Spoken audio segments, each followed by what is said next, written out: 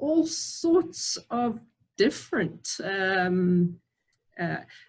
ideas, different perspectives. We've talked a bit about how lockdown is very different in South Africa, but different communities.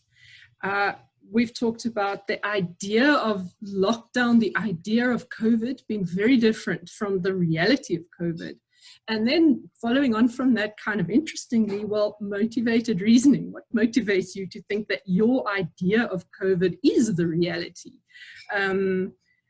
We've also talked about the authoritarian state and the role of policing in all of this. We've talked about how information flows from top down and back from down up again.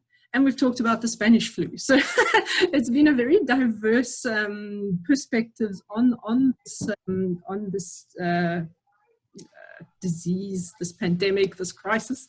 And then one of the things, though, that we really wanted to do was to hear and listen to stories, to kind of first-hand accounts of, close encounters with this virus, and then how that affects your thinking, what it makes you think about.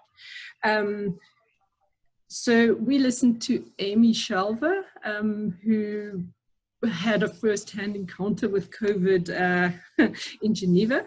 And now what we're going to do is listen to Brad. And Brad, I don't quite know how to pronounce your surname. I think it's Baso or Basu, or, something English, but you can correct us on that. Oh my gosh. Apologies for the noises. My water's going mad. Right. I'm going to, with that, ask Brad to introduce himself. I'm going to invite you to pose questions in the chat session, questions and comments, and we'll open it up later for discussion. And I should just remind you that we are recording the session. So with that, I'm going to disappear and I'm going to mute myself and mute all the sounds of chaos going on around me. And over to Brad. Thanks, Brad. Thank you so much. The Sounds of Chaos is probably another alternative title for my talk here, because that's what it feels like has been going on in my life for a while. Hi, everyone. I'm very excited to be here and chatting with you today about my experience. I am going to talk really in three parts. My life under the coronavirus pandemic, but the most important thing for me, the biggest impact from my experience with this pandemic, is the timing of my positive COVID diagnosis and my symptoms, and how it aligns with the work that is going on in the United States around social justice reform. I'll talk a little bit about some ideas I have on a path forward.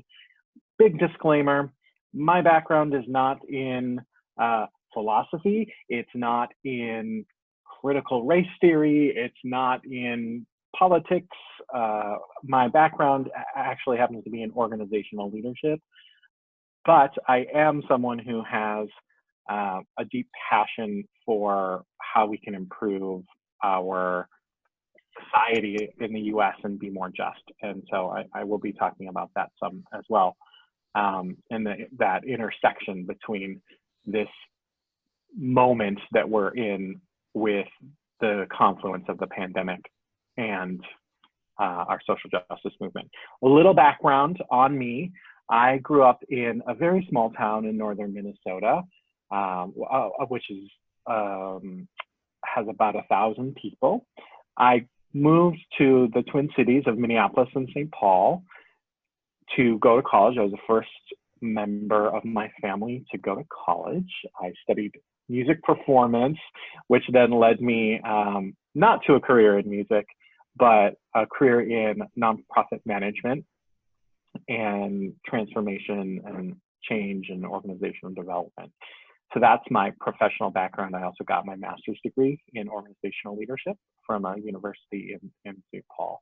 So that fact of my being from Minnesota is very germane to my experience of this overall sort of social justice movement that we're in right now. I then moved to New York for a job, I followed a job opportunity where I was working with a very large NGO called the Girl Scouts. There are, I believe, in South Africa, something called the Girl Guides. It's very similar, but has a very special place in our sort of Americana cultural landscape. The Girl Scouts really works to build girls, so encourage confidence and character. When I was in New York, I met the man who would become my husband, and he had 3 months left in the country and was moving back to his home country in the Middle East, where it is dangerous for him to be an openly gay person. We decided it would be a terribly idiotic thing to attempt a long distance relationship, but as the heart often does, it won out, and we managed to navigate a complex immigration system and got him over to the United States. Here is a picture of him with his face blurred out because he is still someone who has a public profile in his home country, and there is risk of anyone really knowing who he is and his association with me. So I apologize for not being able to share his face. It's a very handsome face. I wish you could see it. But in between us here, one of our most proudest moments is our dog graduating from the PetSmart Academy of pet training there. She's wearing her little cap and gown. We're all very big fans of academia. So I moved from New York to Atlanta. We moved from New York to Atlanta. And I worked here for 2 to 3 years, and then started my own consulting work in change management, organizational development. A fun fact, the distance between New York and Atlanta is nearly the exact distance between Johannesburg and Cape Town. Okay, so let's talk COVID. And this is one of the all too familiar curves that represent the number of cases, in this case, the United States. I'm going to break down some of my experience from a timeline perspective in broad phases here. And then if anyone is wildly interested, I'll also share some more details. But the most concerning thing here to me is that we are in a spot where we were here back in the US when this thing first started. Our case count is going up, and I do want to talk more about why I think that's happening and some of the uniquely American issues that are at play here. I did happen to check South Africa. That is a very steep curve, and that concerns me for you all, and I hope that you are all staying safe and taking things very seriously about how to protect yourself, and others. So my experience with COVID, I felt like I was getting a preview early on. I had a friend who actually lives in China, and he was every day on Facebook reporting back in early February his experience there, and had a pretty good feeling that the rate that this was going would eventually impact the United States. Also, as you know, New York became the epicenter in certainly the United States and the world.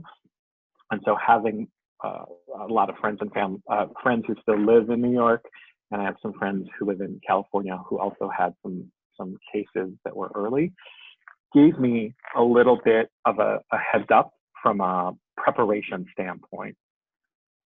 I could track by almost the day, 7 days, that we were experiencing in Atlanta later than what folks in New York and San Francisco were experiencing. So when my friends in San Francisco sent me a picture from the local grocery store where there was no more toilet paper and painkillers and hand sanitizers, and the shelves were bare, I went to the grocery store here in Atlanta and made sure we were stocked up.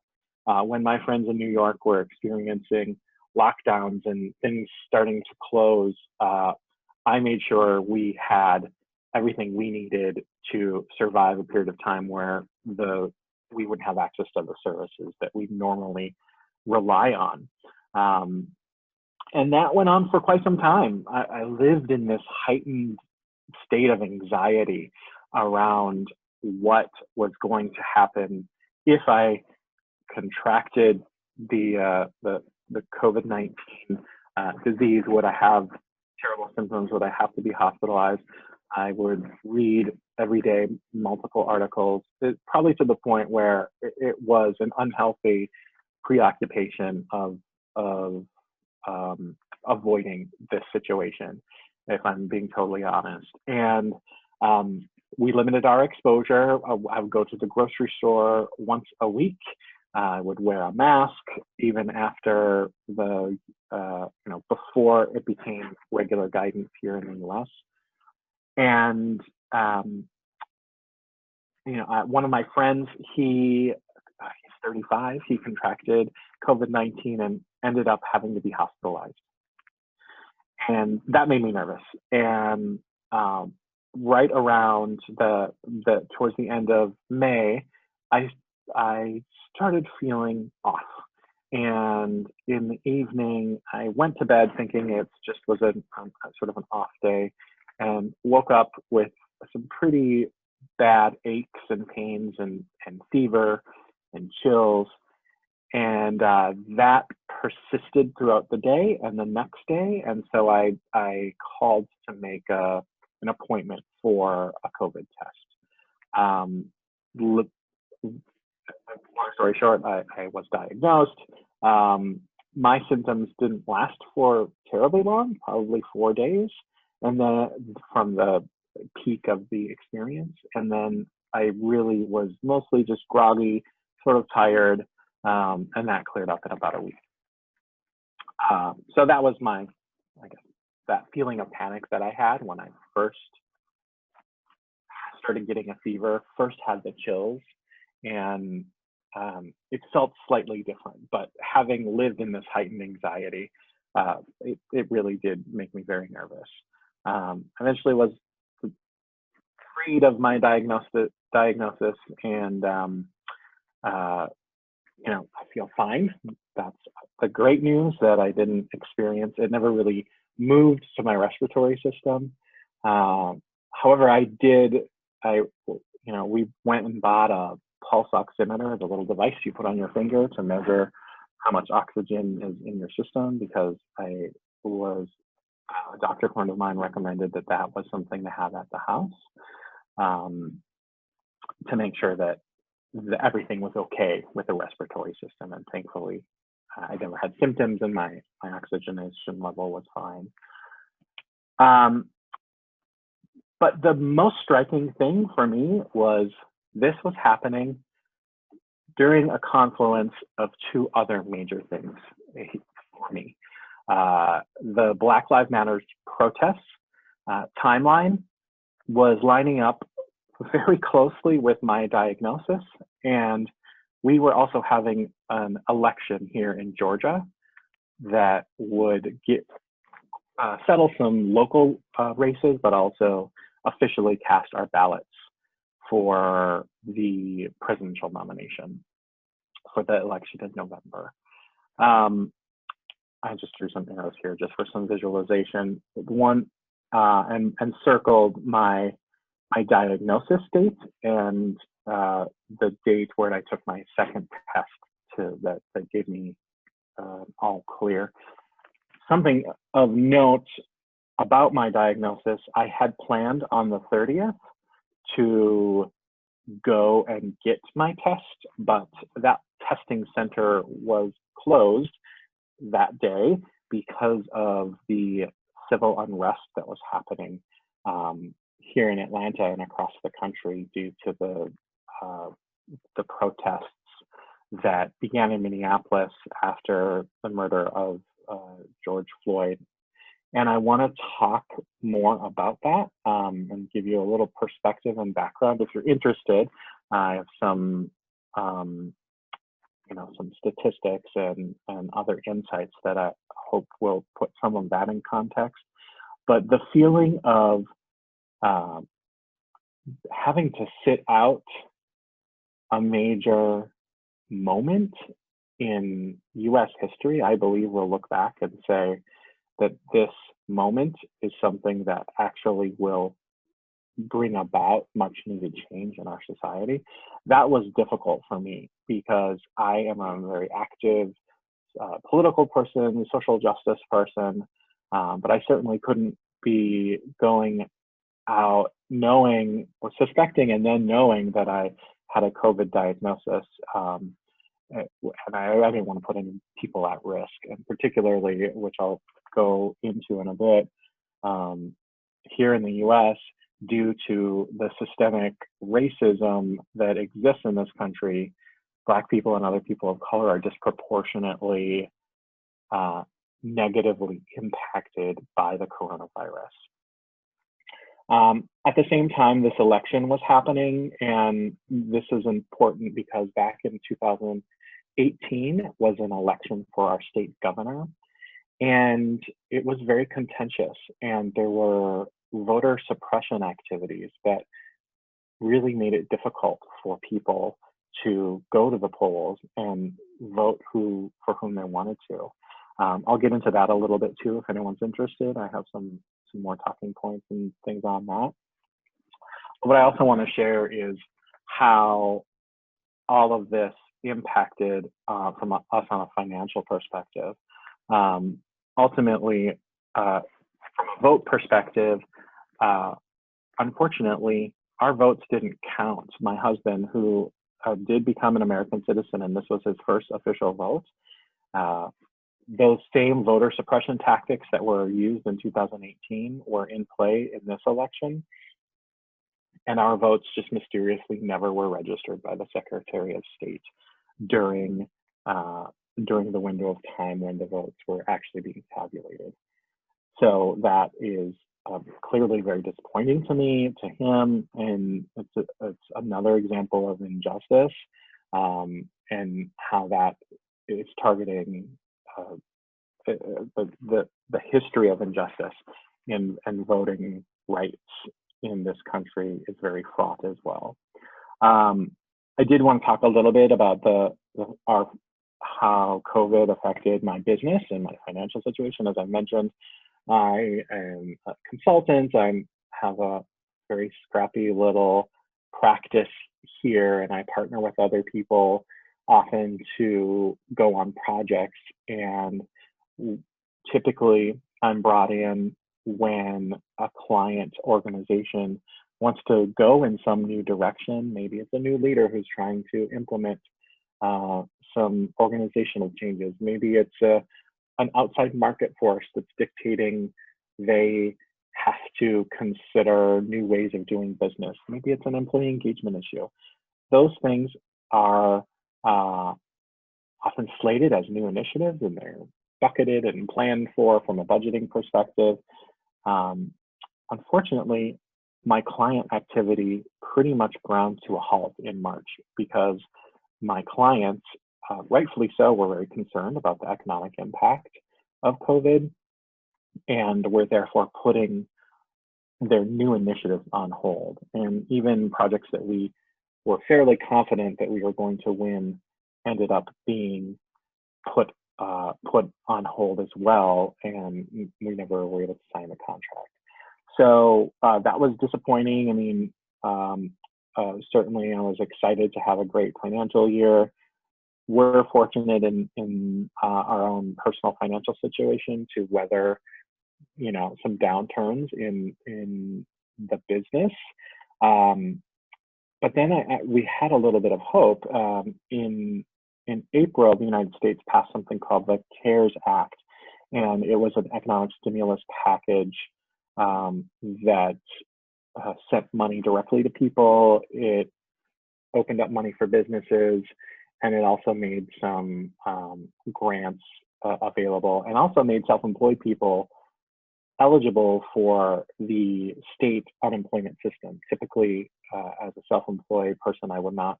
There's no economic safety net for business owners or self-employed people. You really take a big risk here to go out on your own.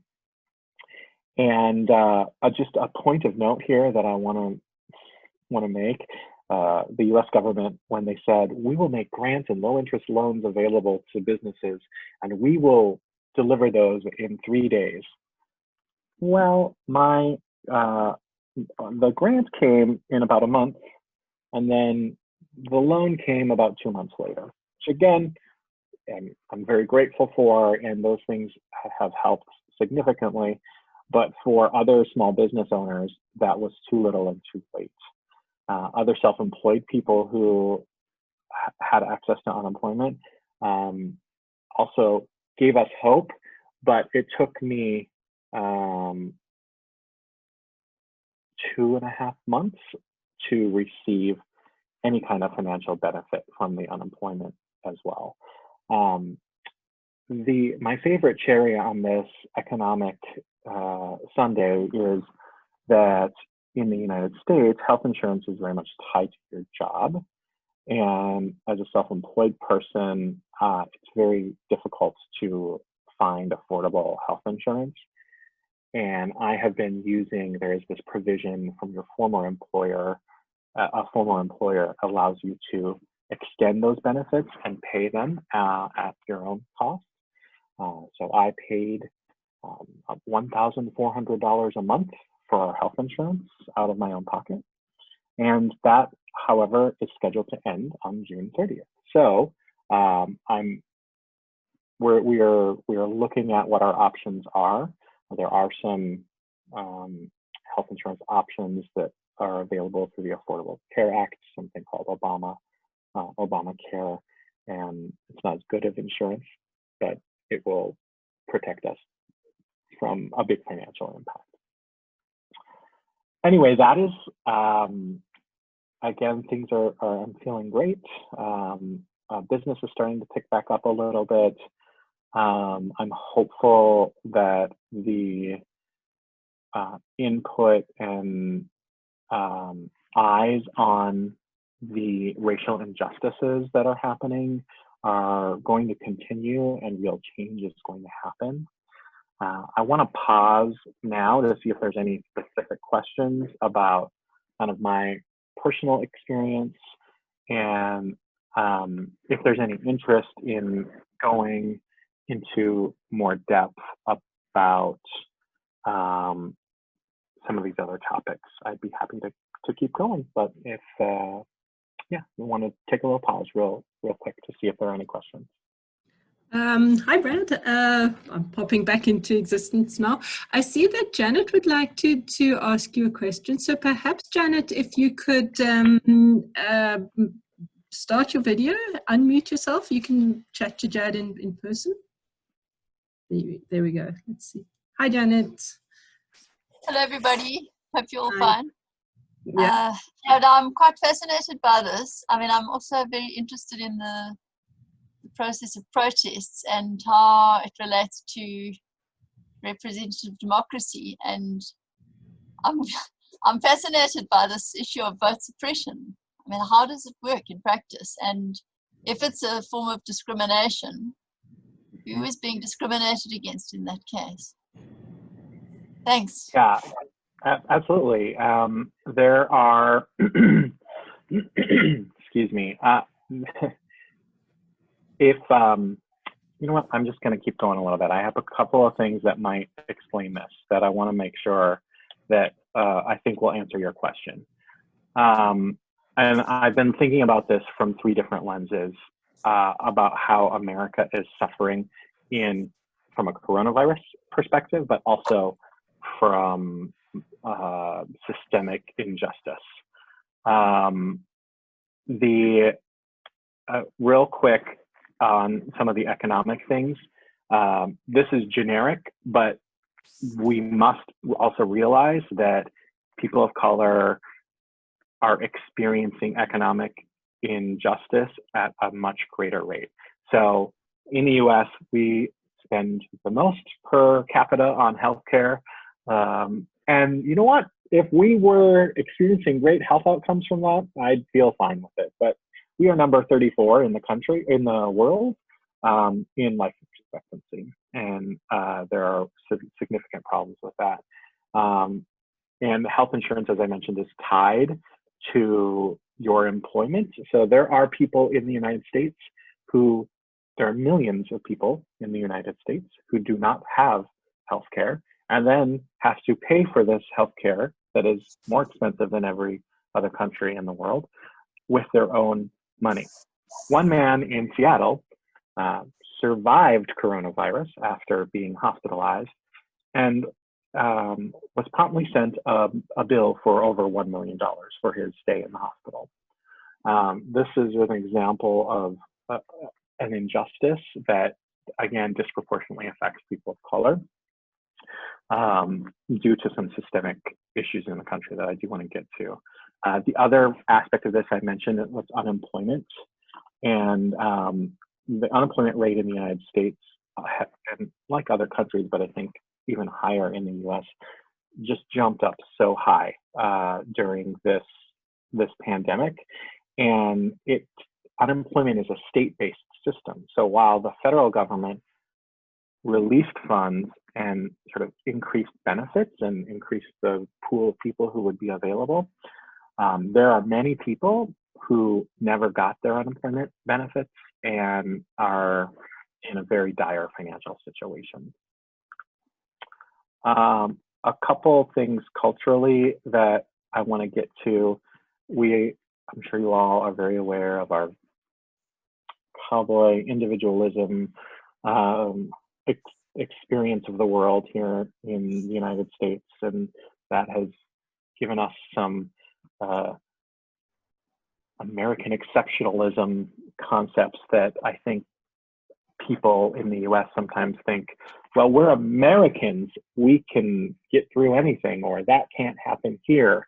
So I don't think people were taking it very seriously from a coronavirus perspective.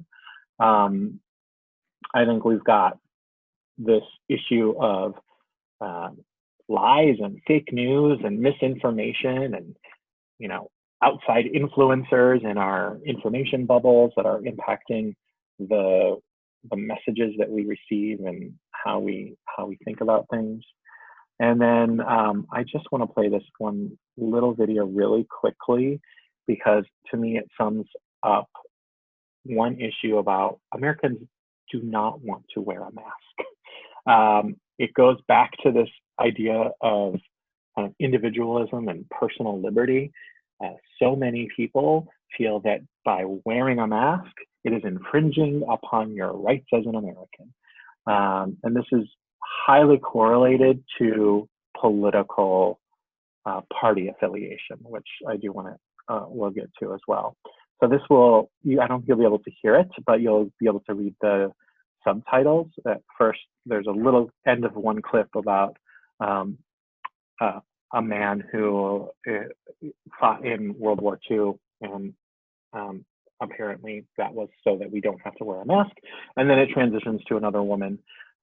This is at an Orange County, California public hearing about whether or not they should mandate mask wearing in Orange County, California.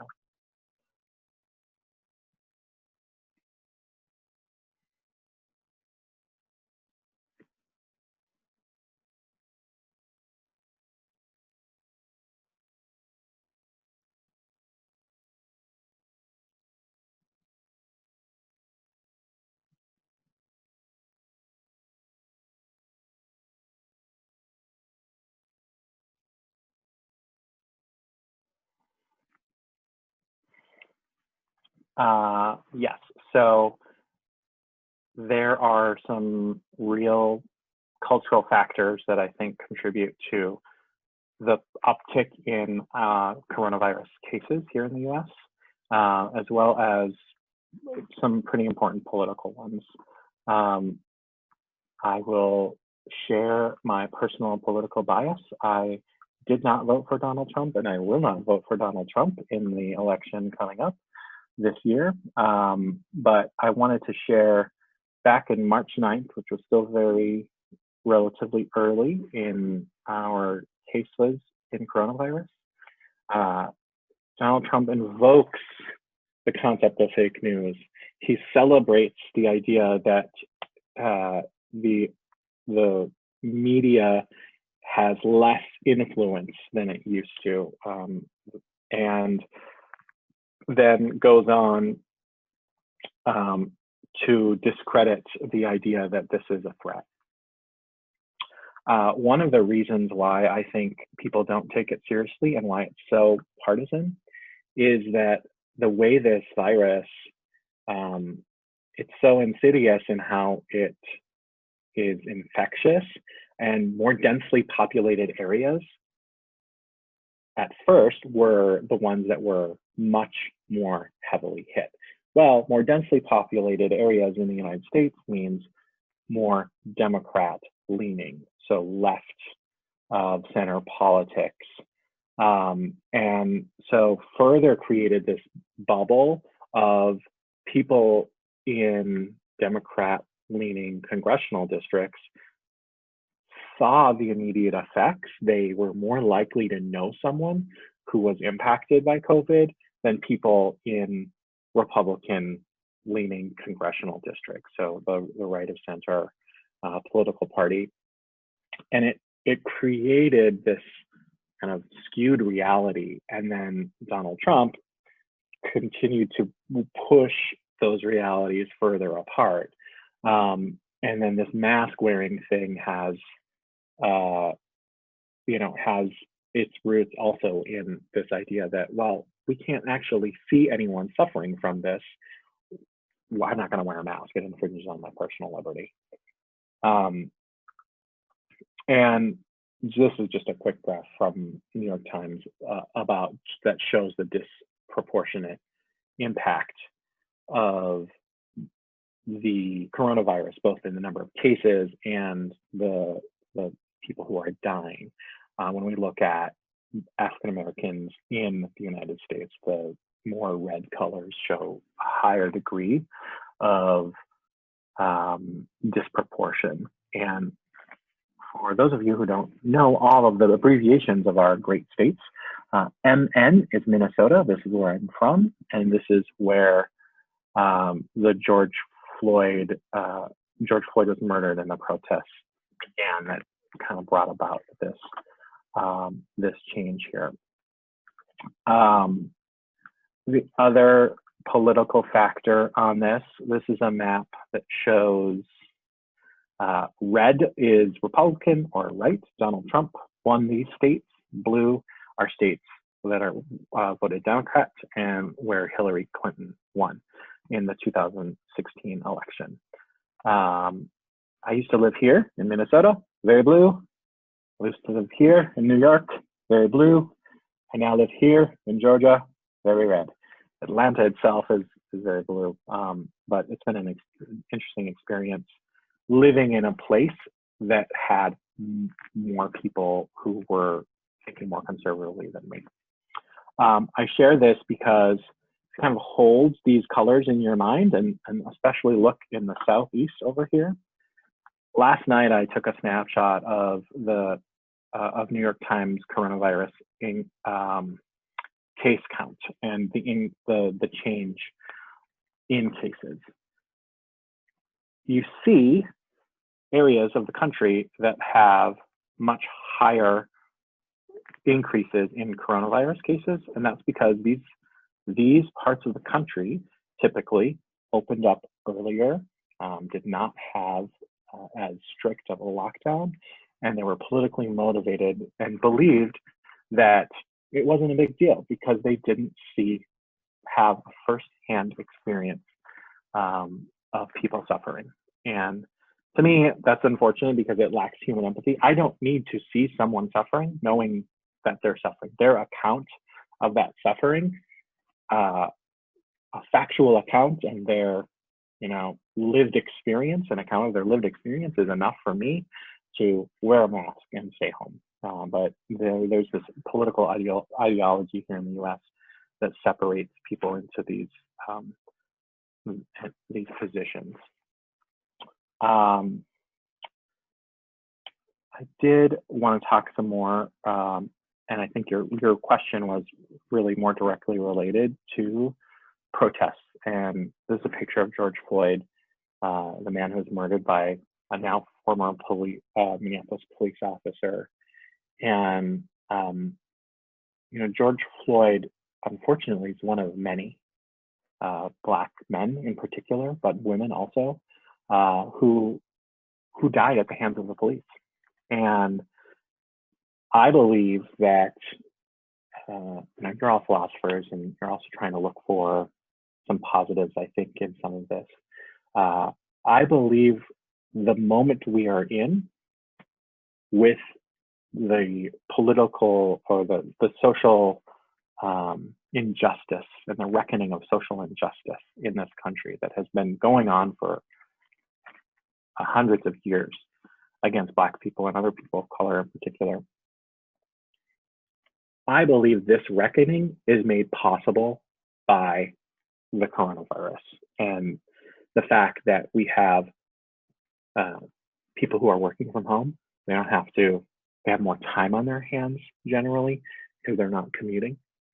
We have 20 to 30 to 40, depending upon the week, we hear million people who are unemployed, experiencing the brunt of the economic injustice, as well as, again, having some additional time. And then the bungled response of this administration to the coronavirus itself became this flashpoint. And we had this opportunity and people seized it in Minneapolis, and as we know, has spread around this country, but also the world in solidarity with the police, the anti-police brutality that is happening in the U.S. And so I wanted to unpack that a little bit and help you all understand some of that history and context, if that's useful. Seeing images like this of a city that I used to live in while I was diagnosed with COVID, and knowing that I couldn't do anything, one, because I was far away, but two, even in solidarity with my people in Atlanta here, was really difficult.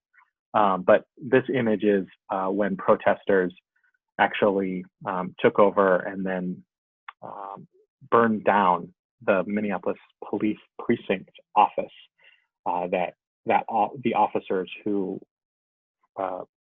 murdered George Floyd in plain sight were housed, and it had a history of violence and racial profiling in the neighborhood as well. So, I'm touched and emboldened by the fact that so many people care so much about this. But again, I don't think we would have seen this level of attention if we hadn't had 3 months of pent up, I can't do anything about anything, and some bandwidth in our time. I honestly believe that it's not an accident, it's not a coincidence that it took George Floyd. George Floyd is not the first Black man to be killed on camera by police in the United States, but his murder is something that's going to make a difference in this country. Quick U.S. history. We had many years of slavery. It's America's second sin after the first being the treatment of indigenous peoples here in the United States. And then that continues to be a problem. And unfortunately, don't have time to get into any of that today, but speaking specifically about the problems of race in this country. We fought a war over this. This little blue bar represents the American Civil War. And the primary reason for the Civil War is because Southern states, Georgia included, where I live now, wanted to keep slaves. And thankfully, the Union held together, and the Confederacy, which is those southern states that decided they didn't want to be part of the United States because they wanted to keep their slaves, they lost. This chart is something that is often shows, there was slavery, there was segregation, and then everything was fine. I take some issue with this chart. Green generally meaning from a stoplight perspective, everything's good to go. So I like to think of it, so after the Civil War ended, we still had segregation. And I don't have to talk to you all in South Africa about segregation or apartheid, about that. And I adjust this chart to show that even after segregation ended, we still have racism, and that is a problem that affects the country in a pretty significant way. Some technical things that set up systemic issues in this country regarding race and the criminal justice system. When the Civil War ended in 1865, the U.S. amended its constitution to outlaw slavery, and I put in bold here this special little proviso, except as a punishment for crime. And so now, if you are a southern state who reluctantly rejoined the United States, and you wanted to keep your slaves, you're going to look for ways to keep people oppressed and keep the economic benefit of free labor from happening, from continuing. And so let's look at if we zoom out of the criminal justice system as a whole, and look at two components. I'm just going to skip this for now, but I think there's some important stats here. Why people are so upset and rightfully, justifiably protesting. The first chart on the left shows police killings in the United States compared to Germany, UK, Australia, and Japan. This is not broken down by race. This is just in the United States. But in 2004, 1,100 people were killed by police. In the right, we see the breakdown of by race, and Black people are disproportionately killed by police, and this is a statistic that's reporting unarmed people who were killed by police. One of the big central asks of this protest movement is something that sounds to our ear rather radical: to defund the police. And that has to do with scrapping the broken system and starting over, and reallocating the funds that are currently going to police forces and putting them towards services that actually prevent people from the acts of desperation and crime.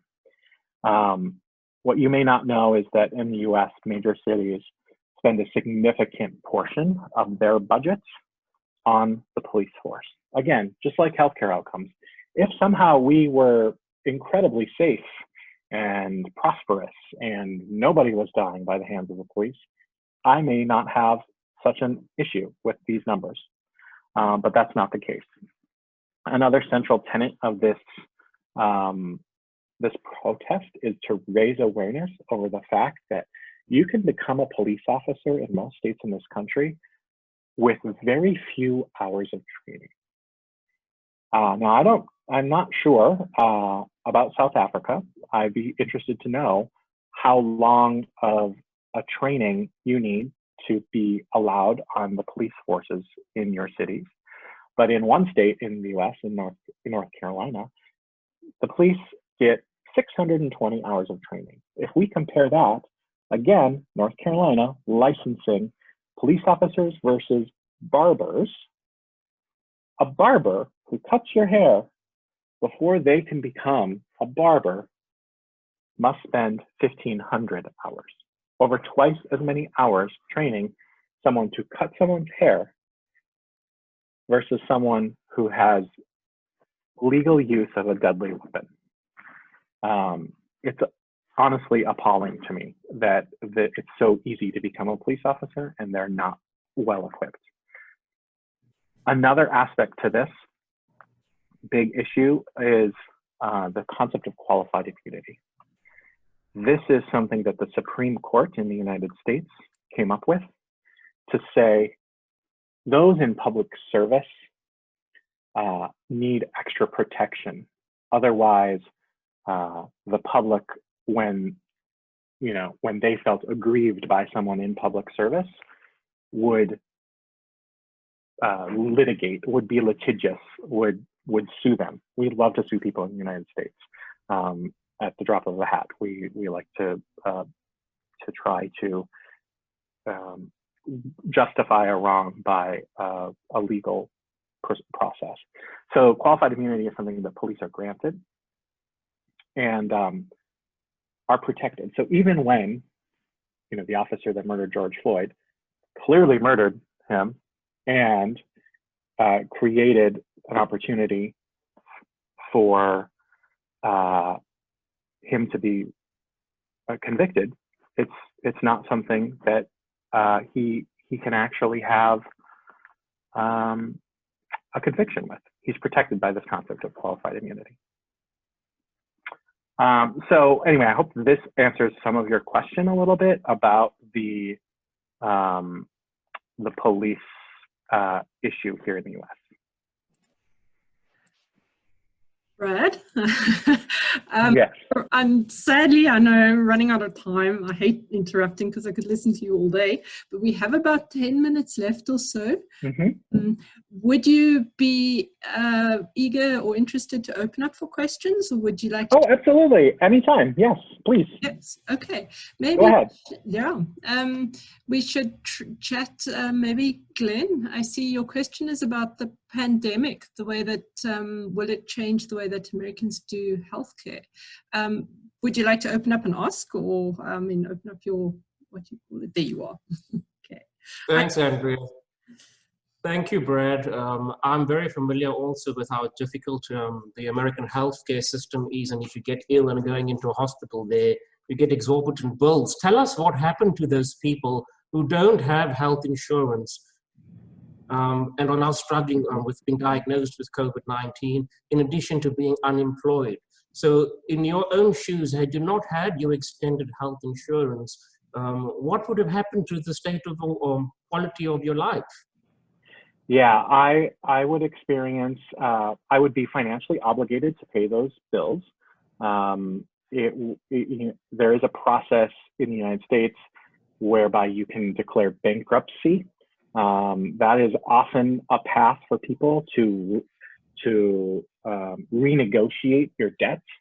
And that is a way to reduce the burden of that debt, but it's a major negative financial impact. So if you declare bankruptcy, it becomes very difficult and frankly impossible for 2 years to get financial access to a mortgage for your home or a car loan or other kinds of credit that allow you to function in society. I would like to think that people's awareness is raised to the need to change our system so that people aren't burdened financially with this. But unfortunately, this morning, our president has declared that the one piece of social support in healthcare, which is this Obamacare, kind of like basic minimum health insurance that is made available to people. He has asked the Supreme Court to rule that that is something that it breaks laws, and he's trying to abolish it in the middle of a pandemic. So that safety net that millions of Americans are using, and that I will likely end up being on in the next month here or so, is now part of this political process that it baffles me. So I'd like to think that people are aware, but I'm also concerned that it continues. there's a partisan view of healthcare. Why are Americans not protesting? That's my final question. Why are they not protesting for a universal healthcare system? And do you think that this crisis would catalyze one? Thanks. Thanks, Glenn. Yeah, Brad, before you go on, I just want to add something to that from Bianca. This comment that she says here, she recalls Dan Patrick saying, there are more important things than living. Perhaps, can you factor that into your answer? there are more important things than living. Yes. Certainly, who's Dan Patrick? you know, Yeah. I guess I don't know who Dan Patrick is. Okay, no, I don't either. All right. But if I'm extrapolating the meaning of that, you know, there's this idea of basic human needs versus human flourishing, and the idea that we have the opportunity to, you know, express ourselves and improve ourselves and others. And I think those things are possible when governments and societies take care of their people. But in the United States, I think it goes back to this rampant individualism, this belief of American exceptionalism that nothing bad's going to happen to me. And frankly, the idea that having access to healthcare, people don't see it as a right. It's never been a right here. And it's hard to understand something as a basic human right if you've never had that. And then you have immense political factors at play that try to paint the picture of someone who's supporting the concept of universal healthcare as an enemy to America, which is what our more right-leaning political groups do. They say, oh, you're being communist, you're being socialist, you're being anti-American by wanting universal health care. And I hope that it will change. Well, we have a Dan Patrick, according to Anton, is Lieutenant Governor of Texas. This person. Oh, this guy. Oh, man. Oh, dear. Okay. He said that in the context of the economy. There's this dichotomy of the economy or living. And he also said, this Dan Patrick, thank you for the reminder, Anton, is in the context of, I'm sure some of our grandparents would be willing to die, to sacrifice themselves for the economy. Like, this is a thing that people think, and many people think that here, and it's difficult for me, someone who's empathetic and wants to care for humans, that's something that can exist. Yeah, there does seem to be a certain mentality which thinks old people, sick people, vulnerable people, well, you know, they can take, what was it that, take a punch on the chin? British Prime Minister, yeah, also Boris, yes, oh yes, we just take a little tap on the chin, you know. Yeah, I don't believe people are, human life is not expendable, but for some people, they see it as inevitable. But again, if you don't believe that, you know, these things are possible, the right to have healthcare, the right to a good life, I can understand the mindset if I'm going through the exercise to say that, well, yes, if these conditions are true, then yes, some human life is expendable. So it's really, this is a hearts and minds change in this country as much as a political change that needs to happen. Yeah, yeah. Bianca, I don't know if you're still with us. Would you like to chat about the, you were going to ask about economy, I see, and also you offered a comment about your brother as a police officer. It'd be interesting to hear from you if you're there. Can you turn your video on? There's Bianca. Hi. Hi, Bianca. Hi, hello. How are you? Well, I'm thanks. well. Happy Pride, Brad, by the way. Thank you, Bianca. Yeah, so as I've also observed, there's this idea that the economy is more important than human life. And I get that it's probably a cultural difference between America and, for example, South Africa, where for us, it isn't a political issue. A basic right is a basic right. If someone is going to die, then you'd rather sacrifice a part of the economy than that person's life.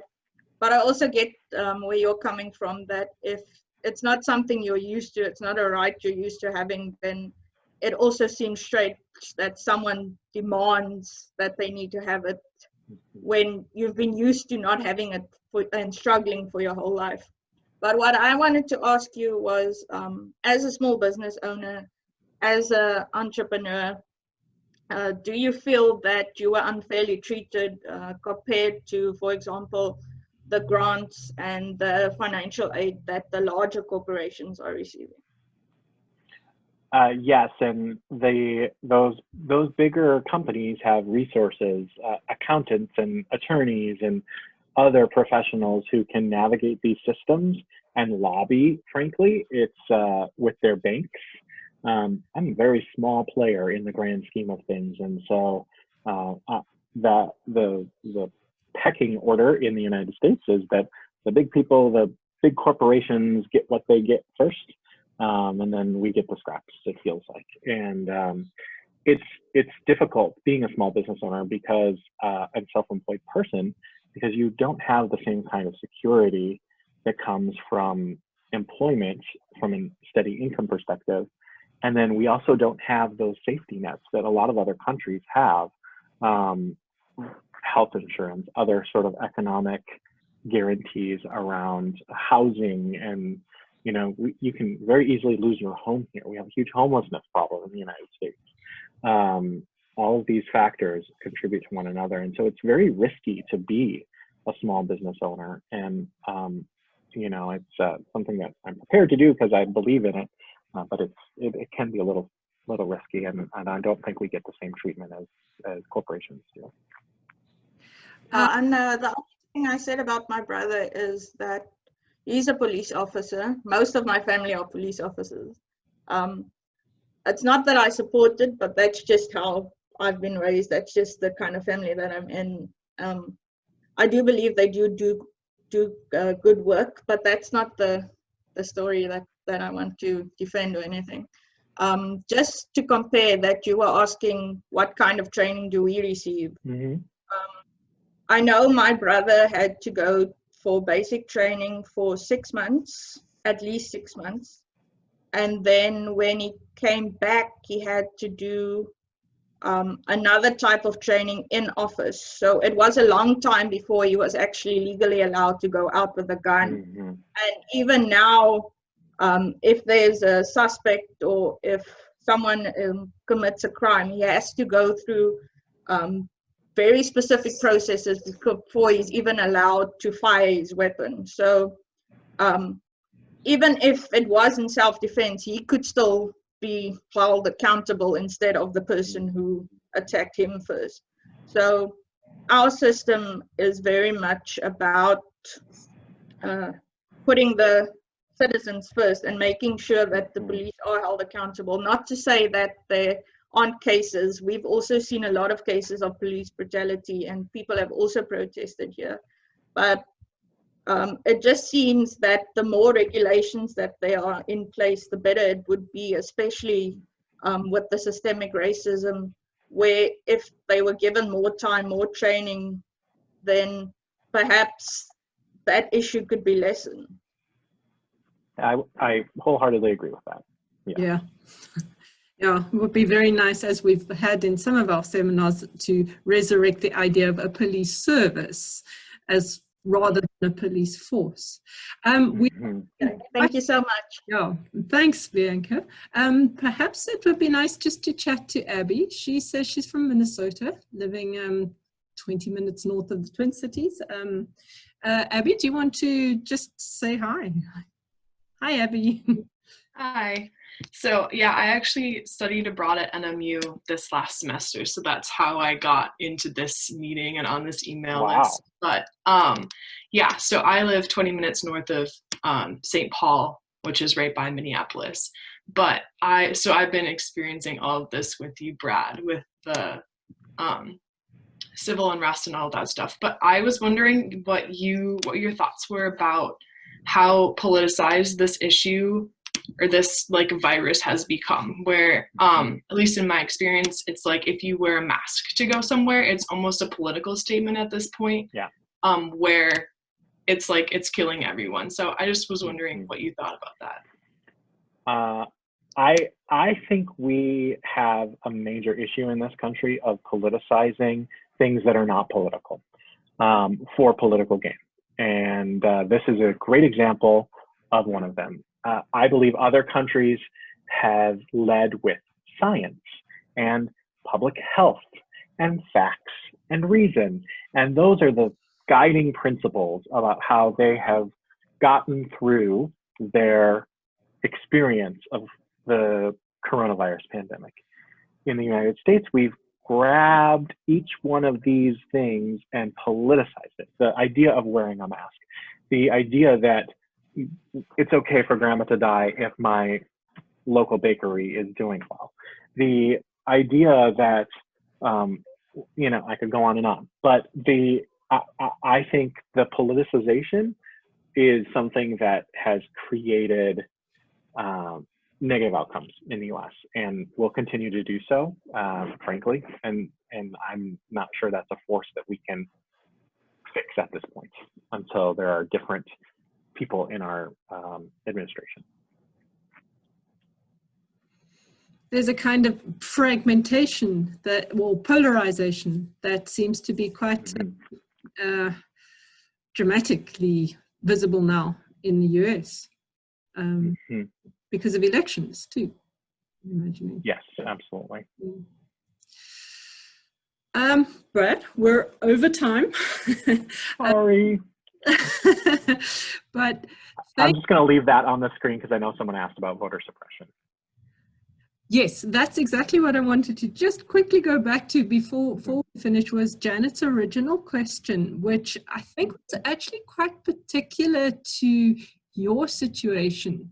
And I was also fascinated by that, how your votes you feel were suppressed.